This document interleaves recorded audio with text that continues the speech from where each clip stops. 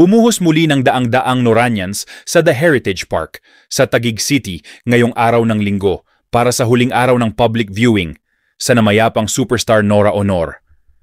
Karamihan ay emosyonal sa pagpanaw ng nag-iisang superstar at kinanta pa nila ang ilang awitin ni Ate Guy habang nasa pila.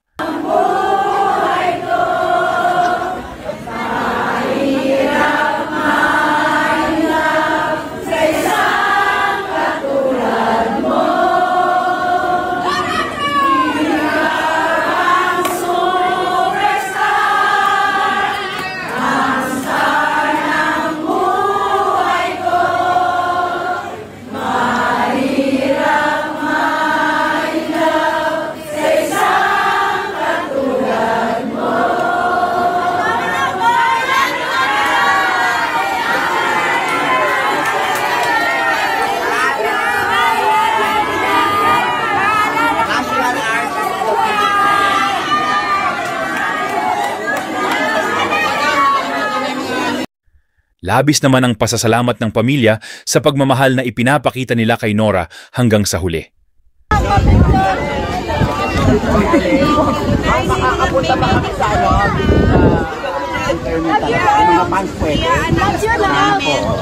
Dumalaw din ang naging leading man ni Nora sa pelikulang Lollipop and Roses na si Kokoy Laurel.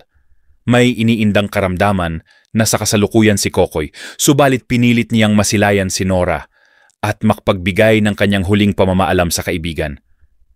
Dumating din ngayong araw ang ilang sikat na personalidad gaya nila Sharon Cuneta, Lani Mercado, Direk Joel Lamangan at marami pang iba.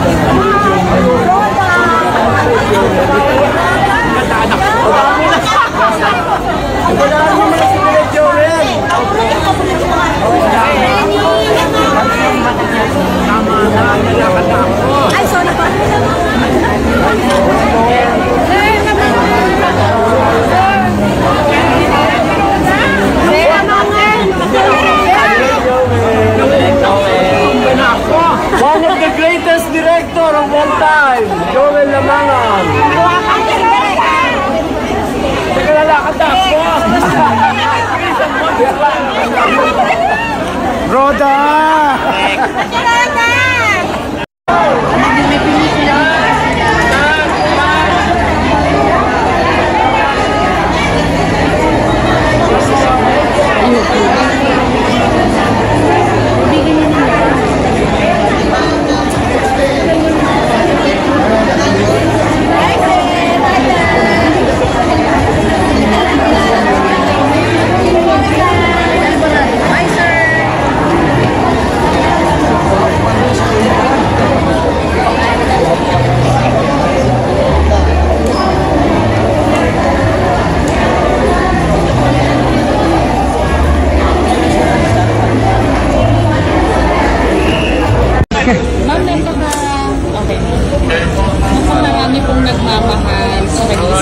superstar national artist ang inyong ina po.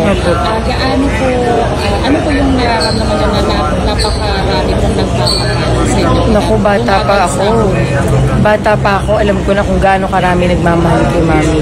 Alam na alam ko yan because, you know, every time she didn't feel well and every time busy si Mami, she would send us, my brothers and I, to talk to them, na pasayahin muna yung mga Noranians, no? So, alam na alam namin kung gaano karami ang nagmamahal sa kanya. And some of them, yung mga constant na pumupunta sa bahay namin, hanggang ngayon, Kaibigan namin sila and personally, malapit na malapit sila sa pamilya namin. Ma'am, yung mga fans nito kanina nakausap namin galing Mindanao, Visayas, sa malalayong lugar dito sa Luzon. Yung message niyo po sa mga fans na nag-effort kasi karamihan, halos mga matatanda ang babaihan.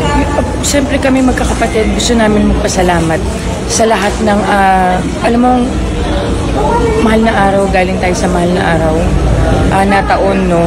Tapos they went out of their way ng bongga para makarating dito at maparating nila kay Mami yung pagmamahal nila. So we appreciate all of them. Bawat isa sa kanila. Pwedeng sabihin kasi artista kami, pwedeng kaplastikan, hindi pa na, tinaran yan, sing gano'n, di ba? Pero hindi nyo lang ho alam kung gaano na-appreciate ho ng pamilya, lalong-lalo na ho ni Mami. Alam ho ni Mami kung sino kayo. Kung sino kayo na pumunta rito. Mahal kayong lahat, Mami. Ma'am, hanggang ngayon po ba, nagugulat pa rin po kayo na ganito pa rin po kadami ang No. Alam namin kung gaano talaga karami. Alam namin. Although yun nga, may mga pupunta sa bahay noon. But we know. We know, halos baka buong Pilipinas, mahal na namin.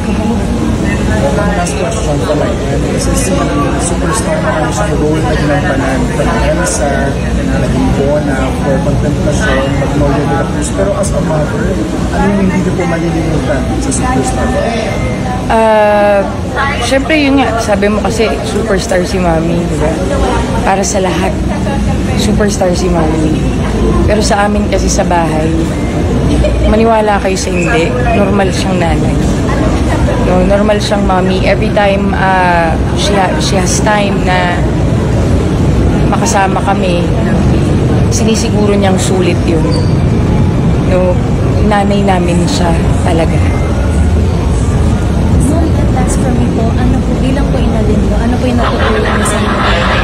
Gusto niyo pong i-apply bilang as a mom? Ina-apply bawat isa sa amin. Kasi si Mami kasi marami siyang in-instill sa amin na hindi lang values, kundi lahat eh. Buhay. Paano ang buhay? Paano? Mahirap? Pag mahirap tayo, eto ang gagawin natin. Eto ang buhay natin pag mahirap tayo. Pag may kaya, mag-share tayo sa mga nangangailangan. Yan ang turo ng nanay ko sa akin. Superstar, super life talaga. Yes, good. Sorry. Kapag kami kita Daisy magpapasok eh. Actually, one time po siya nakasama sa isang show. And yun lang kami nagkaroon ng doon ko lang siya first time na meet and super starstruck ako and super bait. Super down to earth. Doon ko nakita na parang wow, kahit superstar siya talaga. Ganyan yung attitude niya.